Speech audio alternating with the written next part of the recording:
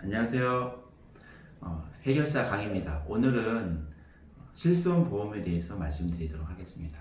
실손보험, 정말 국민보험이라고 할 만큼 많은 분들이 가장 먼저 가입하게 되는 보험이 실손보험인데요.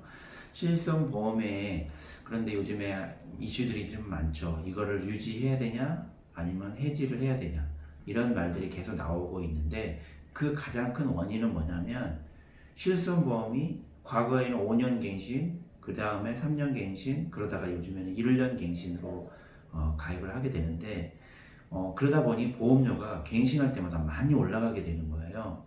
여기에 대한 부담 때문에 고객님들이 이걸 유지해야 되느냐, 해지를 해야 되냐 참 고민을 많이 하시는데 문의도 많이 하시고요.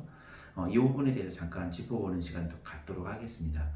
실손보험은 취지가 저렴한 보험료로 여러분들이 병원에 가셔서 치료받고 하셨을 때 의료비의 약 80% 90%를 보장받는, 그래서 큰돈 들이지 않고 병원비를 해결해 보자 라는 취지로 이렇게 실손보험이 나왔는데요. 제 고객이 사례를 말씀드리면 10년 전에 실손보험을 5만 원 정도로 가입을 하셨거든요. 근데 이분이 나이가 70 가까이 되셨는데 지금 보험료가 얼마냐면 15만 원 정도 되셨어요. 그분이 깜짝 놀라시더라고요. 실손보험이 왜 이렇게 많이 올라가냐고 불만 아닌 불만을 하시는데 보장이 딱히 없거든요. 딱 실손보험 보장만 보장받는데 15만 원. 그런데 이분 남편도 있죠. 남편도 거의 그 정도 나가요. 15만 원 넘게 나가죠. 한 16만 원, 17만 원 나가시고. 그러면 여러분 가장 기본적인 거 생각해 보실 때 국민건강보험 여러분 얼마 내시나요? 보통 중산층 한 20만 원대 정도 나가신다고 보실 거예요. 그러면 두 부부 건강보험료로만 거의 4, 50만 원 나가죠. 거기다가 실손의료비까지 감안한다 그러면 거의 80만 원, 그죠? 80만 원이 넘게 나간다는 거예요. 그래서 여러분 이거는 진짜 암보험이나 진단비, 수술비 다 빼고 이런 부분들만 가입을 했을 때 굉장히 많이 나간다는 거죠. 그래서 실손 의료비 이거 과연 유지해야 되냐 해지해야 되냐 이런 문제가 정말 본질적으로 굉장히 중요한 문제가 될 수 있습니다. 그래서 제가 오늘 말씀드리고 싶은 거는 여러분 물론 실손 의료비에 노후 실손도 있고 유병자 실손도 있습니다. 노후 실손이라는 건 나이가 50세 이상 드신 분들이 실손보험료 너무 비싸니까 차선책으로 2, 3만 원대로 보장도 많이, 예를 들어서 1억 원 그리고 통원비도 100만 원까지 많이 보장되는데 보험료는 2, 3만 원밖에 안 된다는 거죠.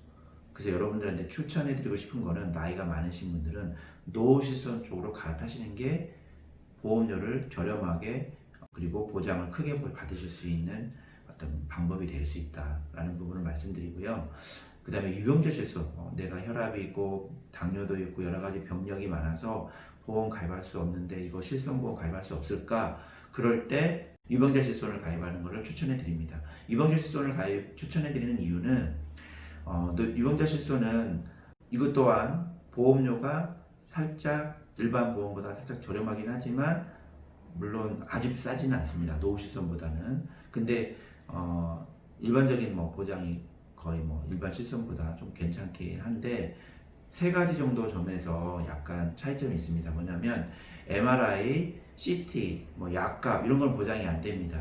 또 입원 의료비 약 70%를 보장이 됩니다. 그리고 통원비는 보장이 되고요. 그리고 실손의료비 저는 말씀드리고 싶은 건 여기에 방점이 찍혀져 있는데 실손의료비가 막상 이렇게 보험료가 많이 비싼데 보장이 작다 보니 곤란해하는 분들한테 추천해드리고 싶은 것이 수술비를 좀 종수술비와 일반 수술비로 중복으로 해서 많이 가입을 하시면 수술하실 일이 있을 때마다 오히려 실손의료비 보장보다 훨씬 더 많이 수술비를 많이 받게 된다는 거죠. 예를 들면 대장 용종만 떼도 한 8, 90 정도 나오잖아요. 그리고 남성분들 결석 같은 거 많이 걸리는데 요로결석이나 또는 신장결석이 생겼을 때 수술하실 때마다 수백만 원씩 받으시면 실손의료비보다 훨씬 더 많이 받으실 수가 있거든요. 그래서 오늘은 실손의료비 무리하게 가져가기보다는 수술비를 가지고 실손의료비를 대체를 하면서 보험료 부담을 훨씬 줄여 들어가는 것이 요즘 시대의 트렌드이자 여러분이 부담스러워하는 보험료를 아끼는 방법일 수 있습니다. 오늘은 실손 의료비에 대해서 잠깐 어떤 문제점과 또 중요하게 봐야 될 어떤 맥을 짚어봤다고 보시면 되겠습니다. 이상 오늘 영상을 이대로 마치겠습니다. 감사합니다.